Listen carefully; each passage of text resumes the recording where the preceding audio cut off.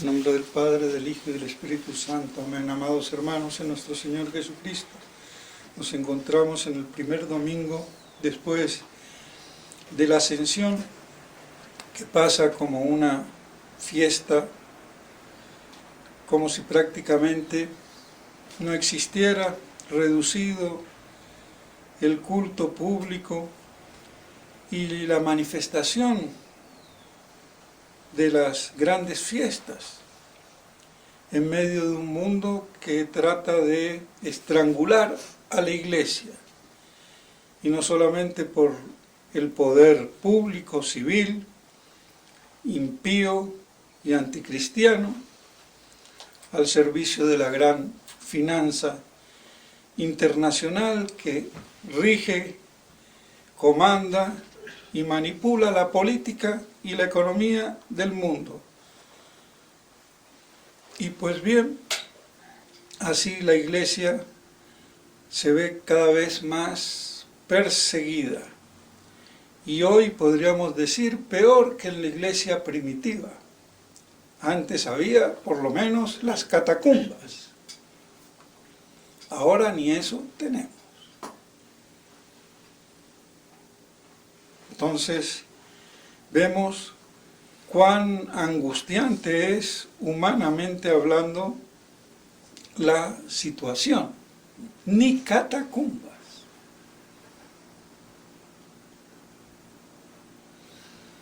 Entonces,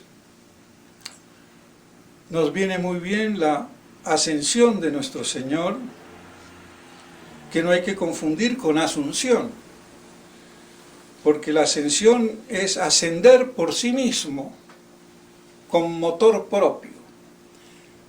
La asunción, como la de la Virgen María, es que es asunta, que es movida por otro.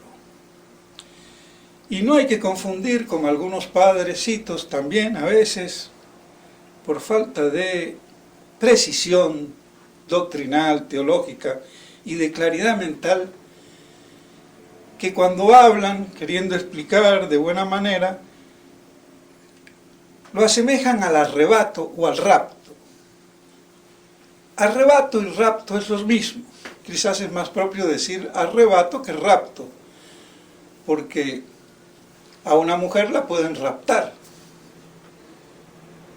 sin que la arrebaten, ¿no es cierto? Pero bueno, ese rapto o arrebato de los santos que estén vivos cuando venga nuestro Señor,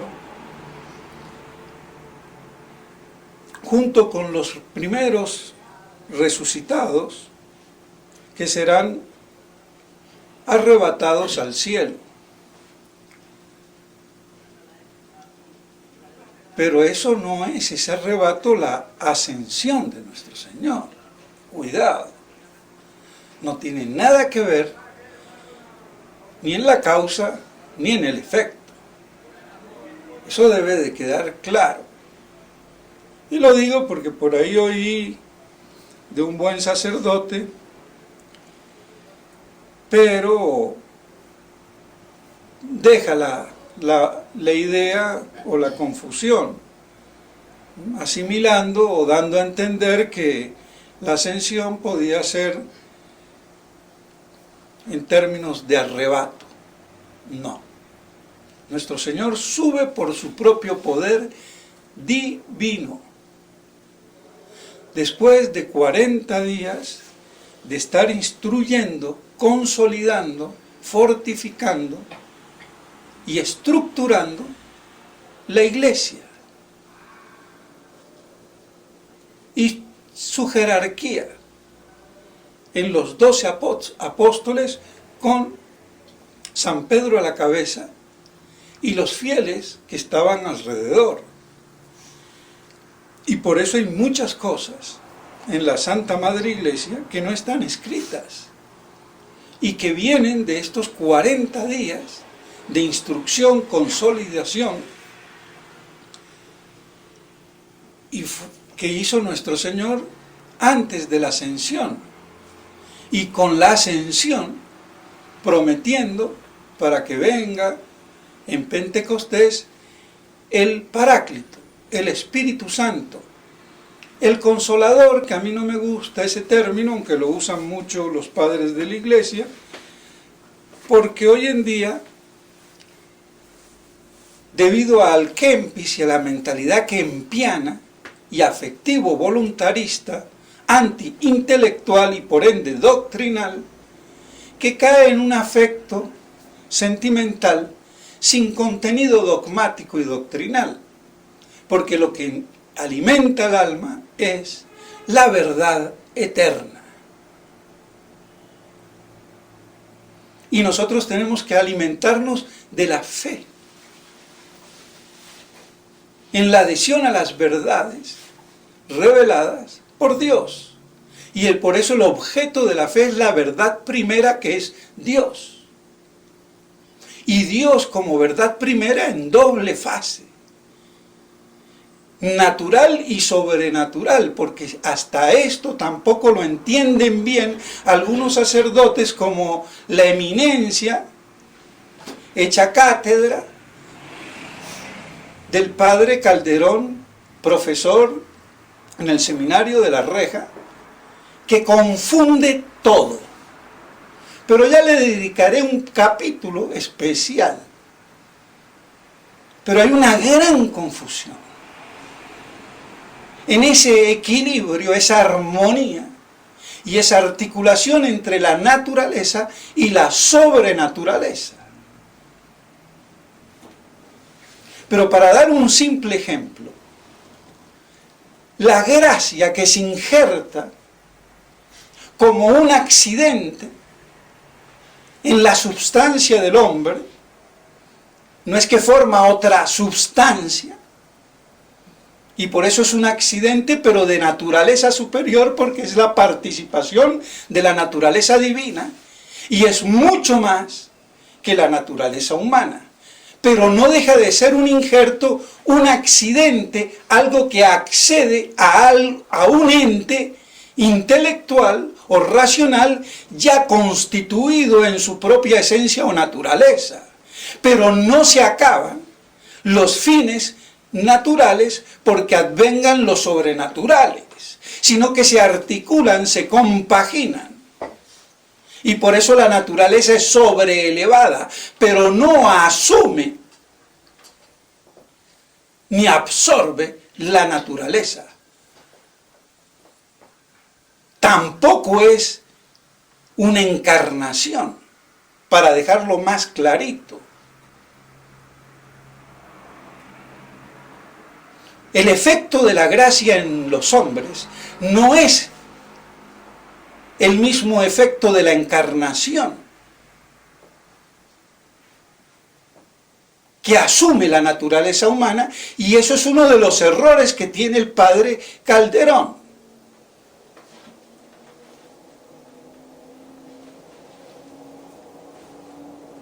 Para después esbozar toda su teoría hierocrática de la política y del gobierno, y hacer de la política un derivado de la teología, y no de la filosofía, y del orden natural.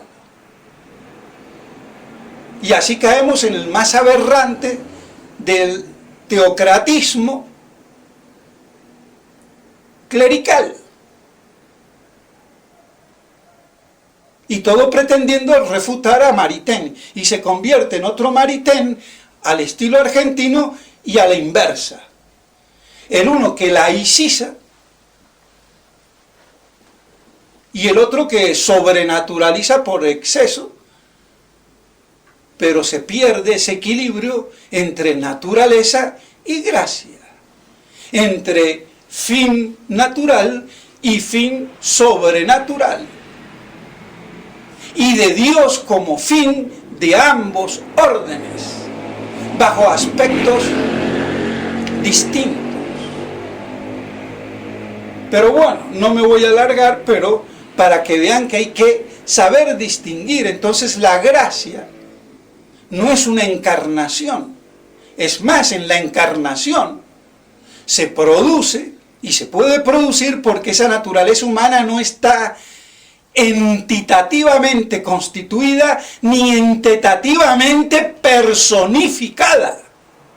Porque lo que está constituido entitativamente y personificado no puede ser asumido. Y por eso la naturaleza humana de nuestro Señor no es persona. Pero yo y todos ustedes somos persona. Entonces la gracia no nos puede asumir, porque nos desintegraría la persona. Pero el bruto del padre Calderón, que se la pasa de muy sabio, y como una de las más grandes intelequias de la fraternité, vean cómo lo dejo. Porque no hay derecho de pontificar en el error. Y que una persona sea inteligente en el orden físico-químico o físico-nuclear, como fue lo que él estudió, no lo habilita para el orden filosófico y menos teológico. Es más, es un handicap, un estorbo, un obstáculo el tener por profesión la ciencia físico-matemática, porque está del orden de la cantidad, de lo mesurable, conmensurable, medible, y de las causas de ese orden. En cambio, el espíritu, la inteligencia, está en el orden de lo universal, de las esencias y conceptos y naturalezas que ya no son realidades tangibles, mensurables y cuantitativas. Así de sencillo. Entonces usted podrá ser el máximo premio Nobel en física nuclear, en astrofísica, en química, en matemática, pero un nulo intelectualmente en filosofía y quizás mucho más en teología, si no sabe cambiar el chip. Y es muy difícil cambiar el chip. Y eso le ha pasado a mi parecer al padre Calderón. Y por eso escribo un libro abominable. Y no sé cómo puede mantenerse todavía como profesor del seminario, corrompiendo las inteligencias de las criaturas, de los seminaristas, que van a salir más castrados que un buey. Entonces, hay que ver en la ascensión de nuestro Señor esa asunción, ese ascender a los cielos, pero por propia voluntad, moción y causa, por el poder divino. Porque Él es Dios, la segunda persona encarnada. Y nos promete el Espíritu Santo, el Espíritu de verdad.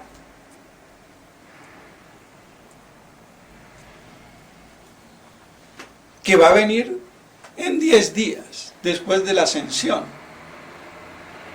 Y Él os recordará, sostendrá y afianzará. Y decía que no me gustaba lo de consolador, porque lo vamos a interpretar como un pañuelo de lágrimas. El niño, ¿dónde está mi mamita para que me dé la tetica y me dé las lagrimitas? No. Ya hay hora de ser machitos y varoncitos, hombres y mujeres, desde que nacemos. Sin afeminamientos ni eufemismos, estructurados en la realidad, en la verdad. Porque el paráclito, como lo dice el padre Castellani, en griego es como el apuntalador, el sostenedor, como en el hormigón, el hierro que hace cuajar al hormigón, al cemento, para que tenga flexibilidad y estructura y no se caiga el edificio.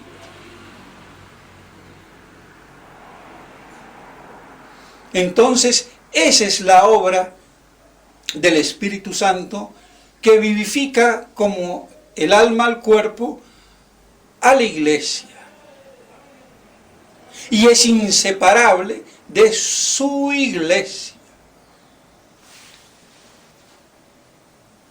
Y la iglesia no es una entidad material, es espiritual. Pero nos integra como miembros.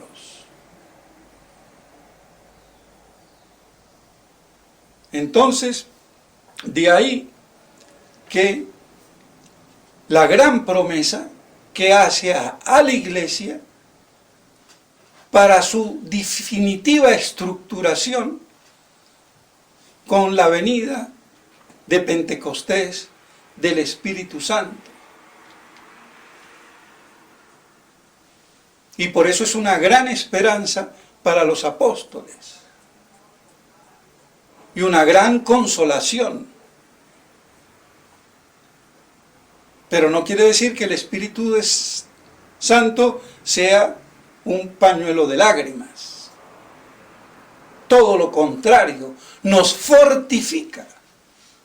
Tanto que sacramentalmente al recibir la plenitud septiforme de la gracia en la confirmación, nos consolida en la fe recibida en el bautismo, para ser soldados de Cristo sacramentalmente y defender públicamente la iglesia. Y eso es lo que falta, no solamente en la jerarquía desjerarquizada, sino en los fieles, que no saben ni defender la iglesia, acordándose que tienen una confirmación en la plenitud de la gracia septiforme con los 7 dones del Espíritu Santo, comenzando por el más excelso, que es el de la sapiencia o el de la sabiduría.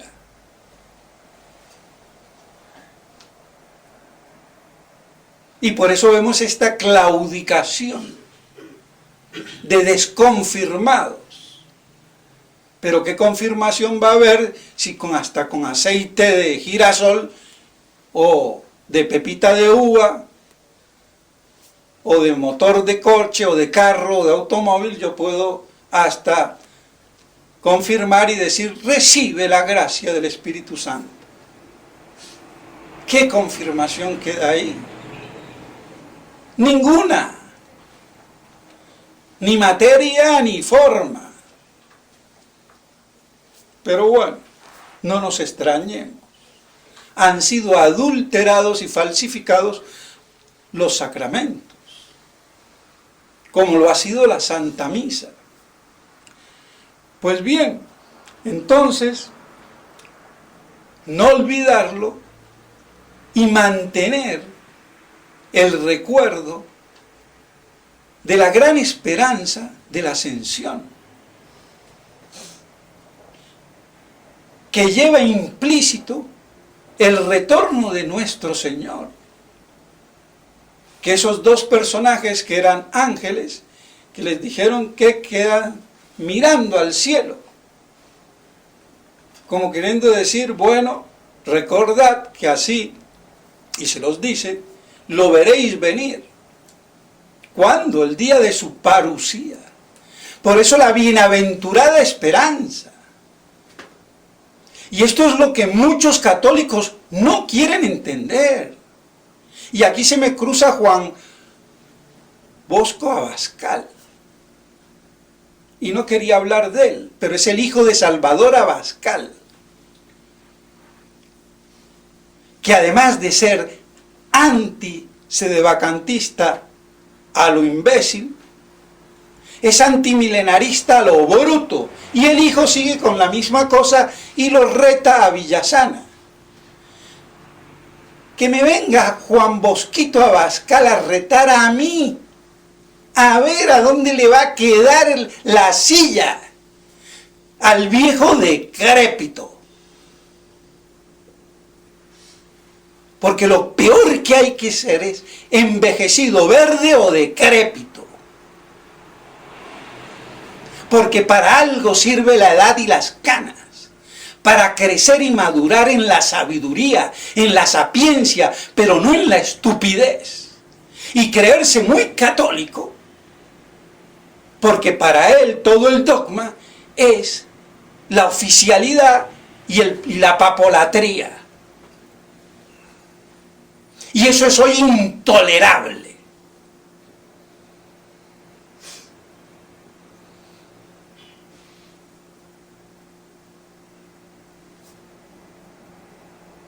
Y para colmo antimilenarista, como todo lo que es judaico, antimilenarista,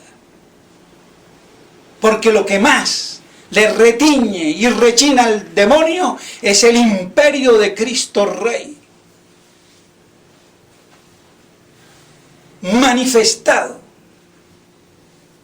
en su plenitud cuando vuelva, con todo el poder de su divina gloria y majestad.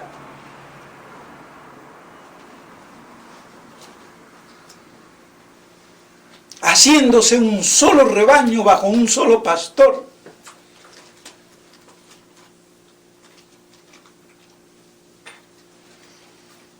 Y que los falsos profetas quieren ser los salvadores y redentores de esta humanidad, e incluso hacer un vergel, un paradisíaco, que es el ideal del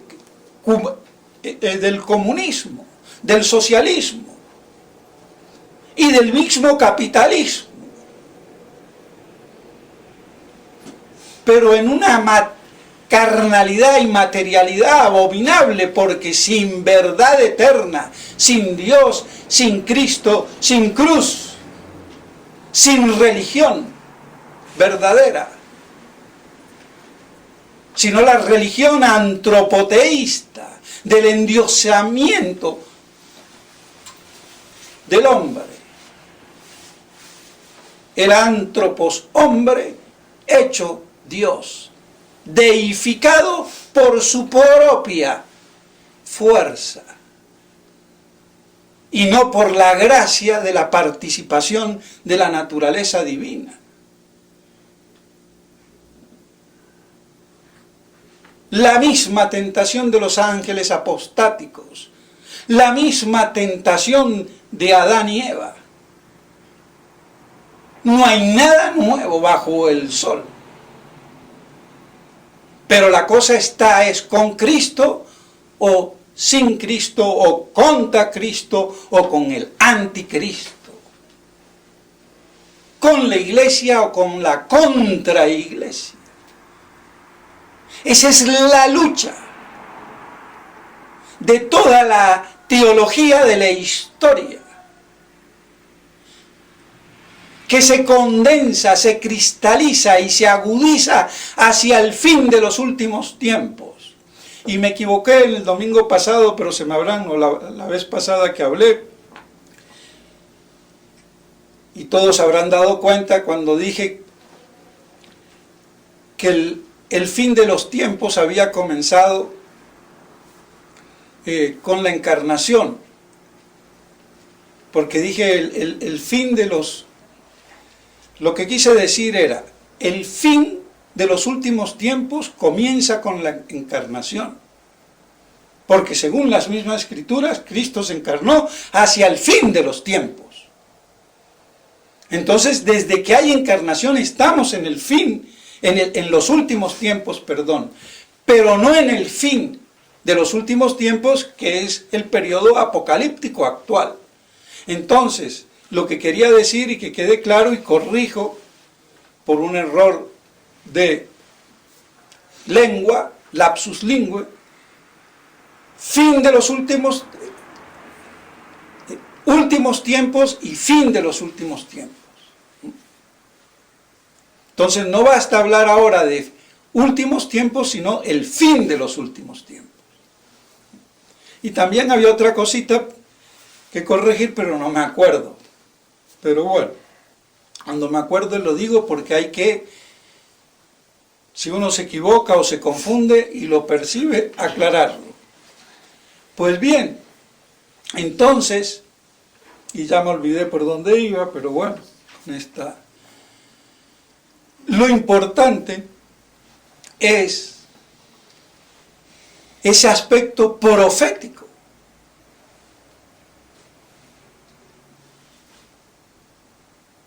Y como toda la teología de la historia está transida por ese bien y ese mal.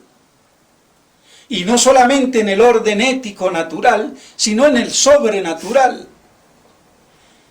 Y de ahí esa lucha que se agudiza y planifica hacia el fin de los últimos tiempos apocalípticos entre iglesia y contra iglesia, entre Cristo y el anticristo y sus secuaces.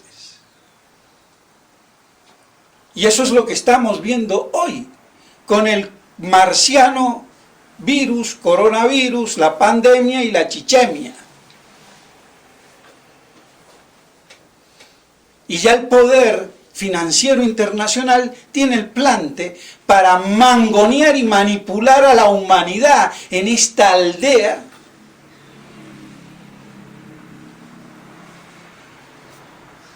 y a este rebaño, a esta inmunidad de rebaño, para que nos vayamos acostumbrando a la idea de que somos ovejitas imbéciles.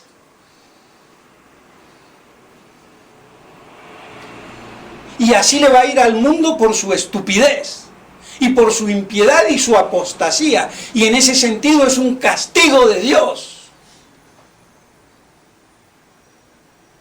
que no hay que olvidarlo.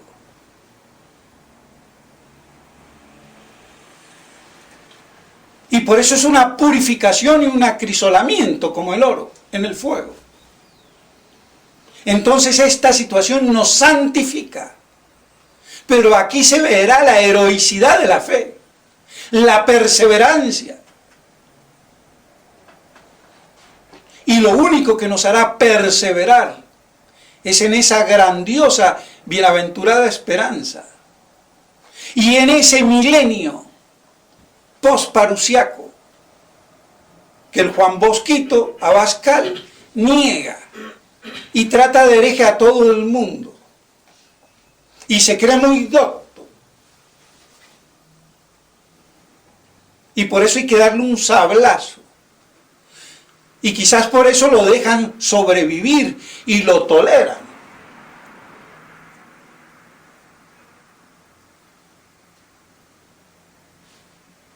Pero no se puede seguir con la estupidez.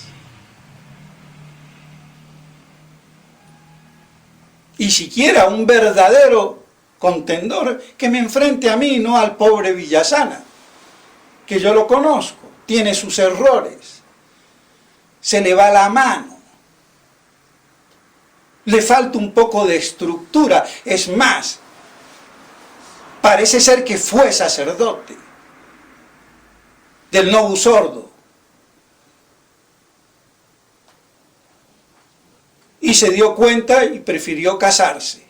Y en eso lo felicito y hizo muy bien. Más vale estar casado con mujeres, hijos, y no ser un falso sacerdote. Así de claro.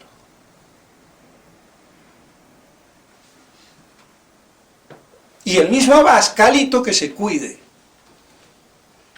Porque la historia que él cuenta de lo que le pasó en el seminario cuando tenía 8 años, y que no la debió de contar,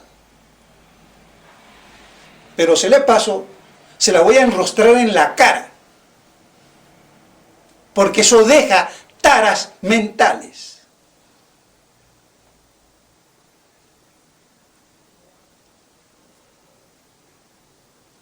Y que no nos venga a tratar a los lefebristas de herejes y cismáticos, como hacía su padre,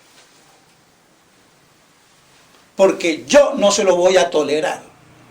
Ni a él ni a nadie. Y si aquí en este mundo hubo un obispo benemérito fue Monseñor Lefebvre y Monseñor de Castromaya, con sus defectos y errores, que todos los tenemos y hasta yo los tengo y peor. Pero eso no quiere decir que no tuvieron claridad y clarividencia para marcarnos el rumbo y que nosotros no lo sigamos servilmente, sino inteligentemente, y bypassemos sus errores y lagunas, que las tuvieron, pero las potenciemos en la verdad.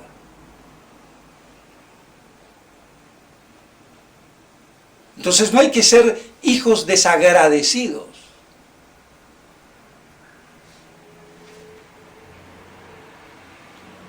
Así entonces, con la ascensión tenemos, no solamente hace 2000 años aproximadamente, la promesa del Espíritu Santo, que ya vino en Pentecostés, sino también la bienaventurada esperanza apocalíptica y del triunfo de la Iglesia en esta tierra, pero no por mano humana, sino por obra divina de la intervención apoteósica de Cristo Rey, el día de su parusía. Y ahí se cumple la 70 y última semana de los tiempos de Israel. Las 70 semanas son los tiempos de Israel, como pueblo elegido y predilecto. Pero ese tiempo se separó entre la semana 69 con la crucifixión de Cristo y la 70 con la parusía de Cristo. Y estos son entonces tiempos de los gentiles.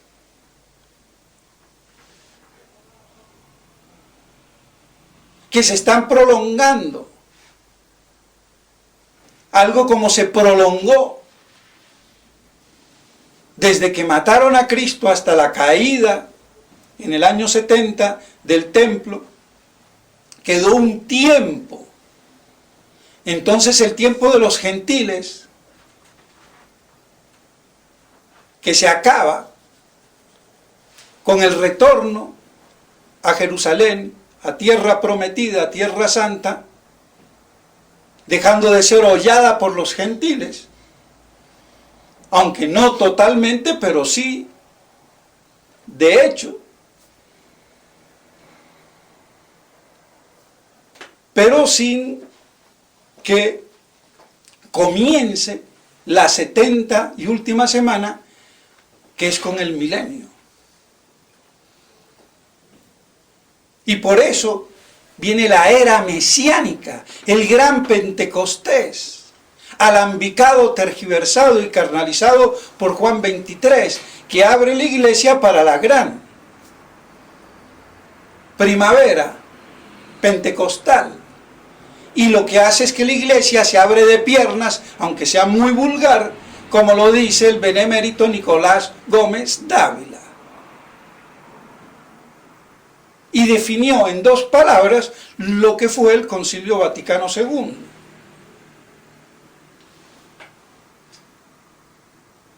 En vez de abrir los brazos, se abrió las piernas.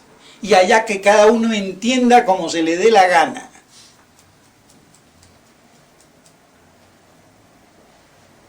Entonces, mis estimados amigos, ya me alargué, pero bueno, no me quería alargar, quería hacer un sermón. Pero son cosas que se llevan adentro y salen, afloran. Y uno no puede reprimir.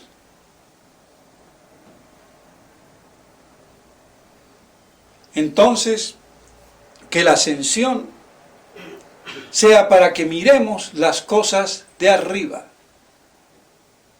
Y esperemos que de arriba bajen, como debe de venir y bajar nuestro Señor viniendo entre las nubes del cielo. Y ya como Cristo Rey todo glorioso y poderoso, después de haber llevado la humanidad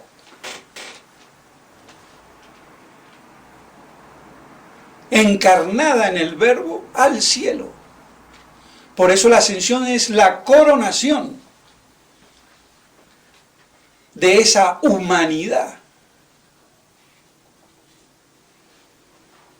plenificada, que fue glorificada desde el primer instante, pero eso no redundaba en el cuerpo pasible inmortal de nuestro Señor. Entonces esa humanidad asciende al cielo, unida al Verbo, y así es glorificada. Entonces parte de nuestra carne está en el cielo con Cristo, con la Virgen María, por lo menos. Entonces esa es la gran esperanza, que nos mantendrá firmes en medio de esta debacle, hecatombe, de esta lucha entre la iglesia y la contraiglesia. Y en la contraiglesia está dirigida por el anticristo con nombre propio, pseudoprofeta, bestia de la tierra. Y es visible, mucho más visible que el anticristo político, que se difumina más entre Rusia, China, Estados Unidos, la ONU, la Unión Europea, la finanza, la economía, la política. Nombres por aquí y nombres por allá. Pero en la iglesia, el que esté en la cúspide, sentado en la silla de Pedro, pontificando en el error, es visiblemente la cabeza del anticristo religioso o pseudoprofeta, que está en connivencia con la otra bestia. Y los dos están bajo el dragón, Satanás, que es su santo patrón. Por eso no nos debe de escandalizar ni de sorprender los cultos luciferanos y satánicos. Porque Lucifer es Satanás.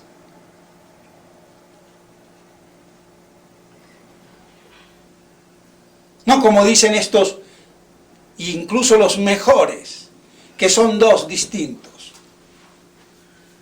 Como el imbécil del padre Fortea, discípulo del padre Amor. Y el padre Amor que dice en su libro que Nuestra Señora sufrió tentaciones como todos nosotros. El hereje. Yo sufro las tentaciones de la carne. La Virgen no pudo sufrir como nosotros las tentaciones de la carne porque era inmaculada, pedazo de animal. Y eres tú el gran exorcista de la iglesia moderna. Y por eso quizás en su vejez tiene una cara de diablo. Porque yo lo he visto y parece un demonio. El Padre Amor. Ojalá me equivoque.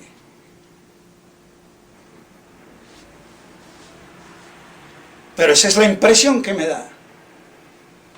Y quizás por eso sus exorcismos no sean tan eficaces.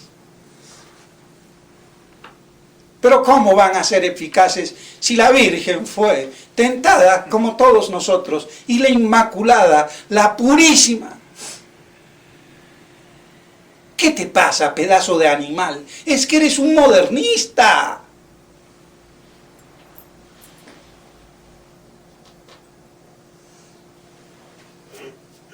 Perdónenme, pero es que las cosas salen.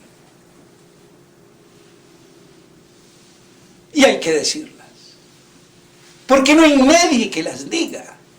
¿Quién se atreve? ¿Quién conoce?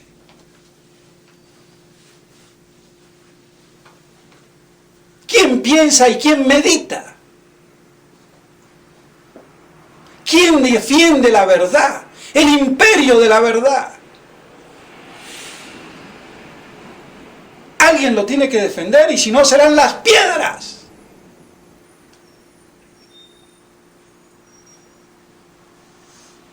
Eso no puede faltar en la iglesia. mientras exista este siglo.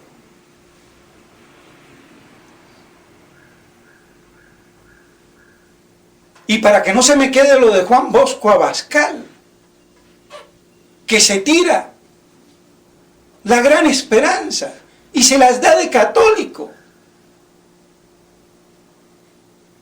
y lo enfrenta al pobre Villasana. Y digo pobre porque es un buen tipo, se le va la mano, saca conclusiones a veces un poquito bueno. Yo en 2 o 3 ocasiones le he dicho, corrige aquí. Bueno, no hacen caso, allá ellos. Pero que este no se venga a querer demoler la bienaventurada esperanza. Porque eso es judaico.